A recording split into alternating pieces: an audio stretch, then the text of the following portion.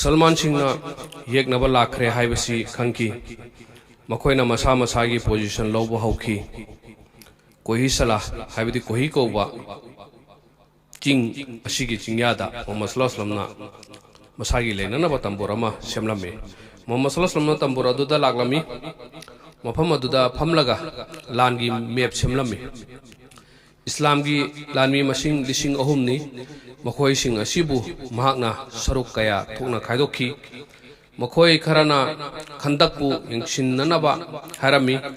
येकनबसिंगना चंगलकप याबा खंदक मफम अदुदा मखोइबु लेननबा हारमी लेमहौरिबा लानमिसिंगना येकनबगा लंबा तौननबा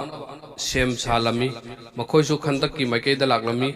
तेन कापसिंगना मखोता तेन सिंग पाइखतलमी हुजिक लानमी कांगलुप अनिमक ममाई मया ममाई मायोक नरमी कुरेशिंगना खंदक लानथोकनबा कन्न होनरमी अदुबु माय पापुंगकिदे मथौना लेरबा तेनमी सिंगना लेप लेतना तेन कापसिलमी मदुना मरम ओरगा मखोई न करिसु तौबंगमकिदे उपाय लेतबदगी मखोइसु खंदक की वांगमदगी तेन काप हौरखी नुमिदांग वारम ओइसिलखी मखोइना मखोइगी लेफमदा हनखी नोंग गालकपदा कुरेशना अमुका खंदक लाननब होनरखी अदुबु नुमिद असिदसु मखोइना माय पाखिदे मखोइ यामना सावरखी मथवाई चाकना अमुका हनखी मखोइगी होनजमन्ना करिसु कानब फंगलत्रबदा मखोइ निंग बकाइखी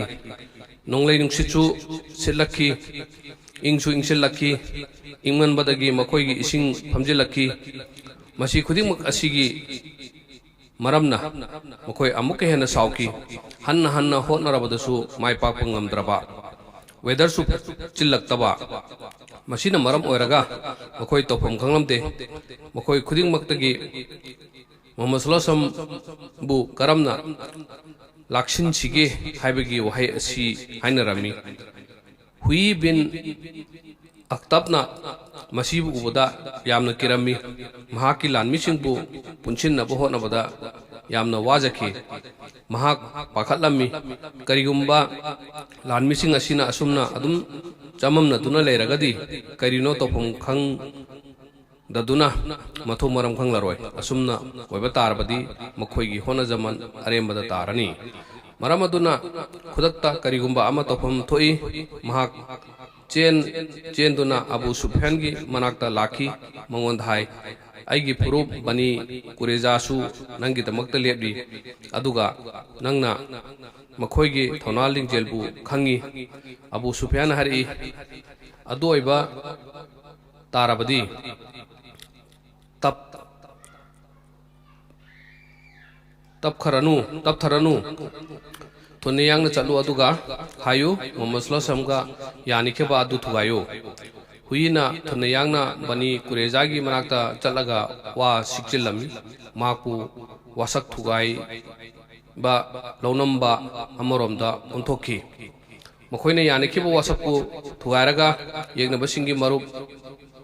वहेन्ननबा होनखी बनी कुरेजागी खुलाकपना मखोइगी थवंग अदु खंबंगमखी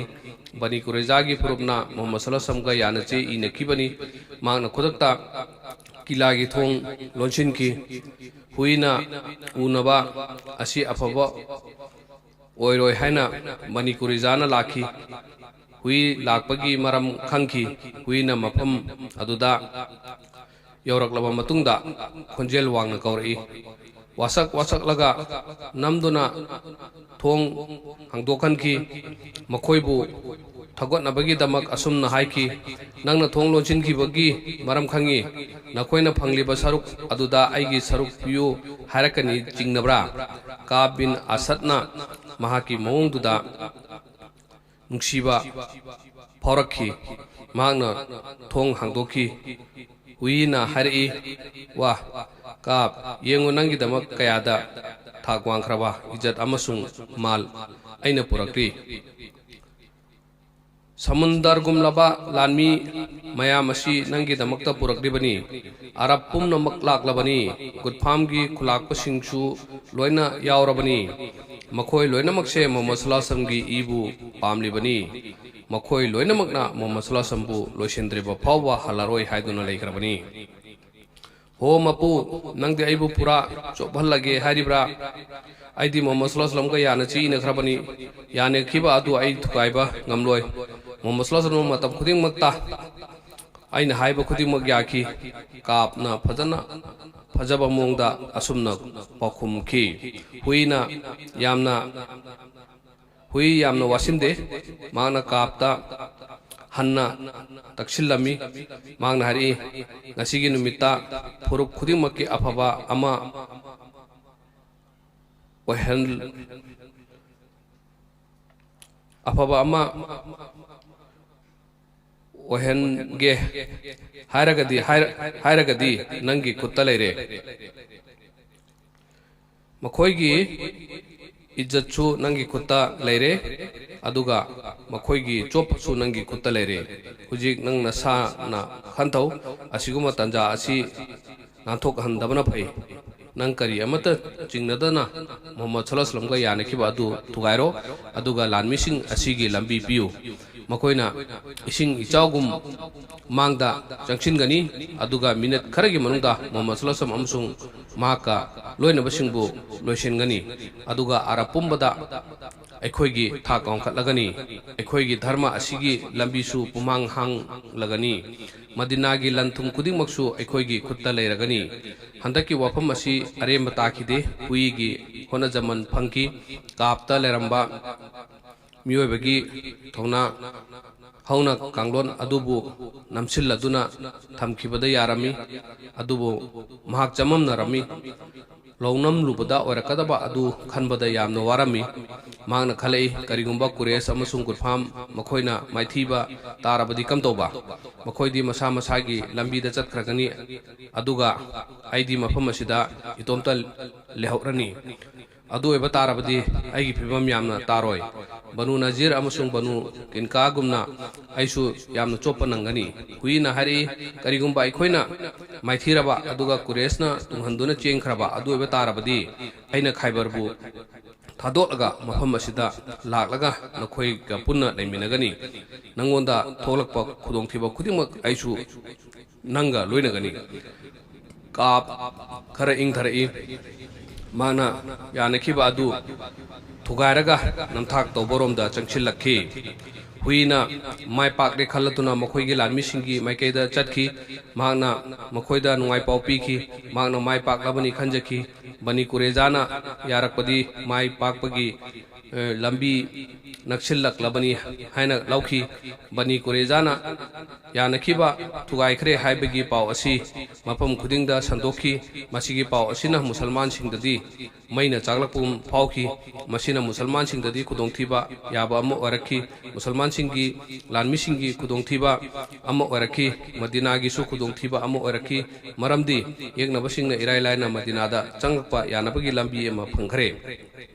पावसी खंगदोकनबा मोहम्मद सल्लल्लाहु अलैहि वसल्लम हजरत जुबैर बिन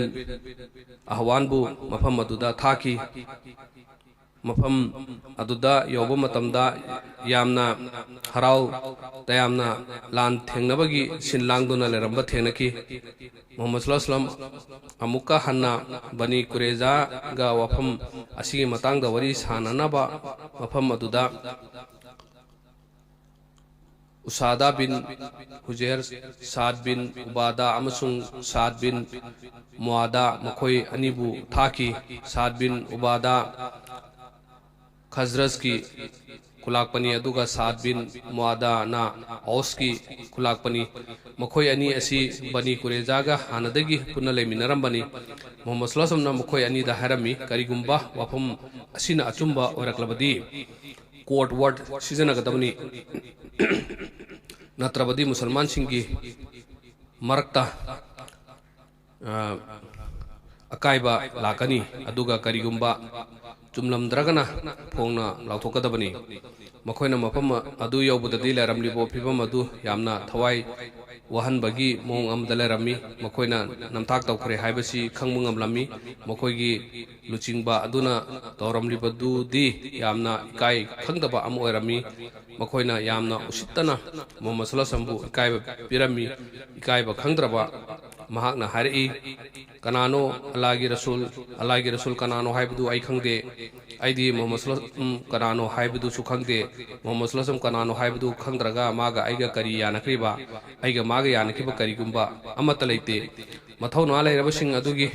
मथौना हेंगलखी फिबम यामना लुसिलखी मफम अदुमक्तता लान सोकननबगी फिबम अम ओरखी